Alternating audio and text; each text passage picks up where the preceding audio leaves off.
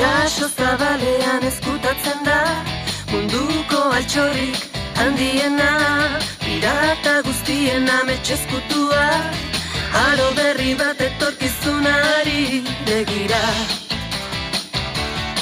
Begira. Haizea bela nagusian, egan olatuen gainean, azkenean badakit zein den nire etorkizuna. Ez da ametsa, badakit zein den nire etorkizuna. Ez da amets bat, itxaso zabala zeharkatzea da, One Pieceen bila. Badakit zein den nire etorkizuna. Ez da amets bat, etsai guztiak menderatzea da, lagunen laguntza.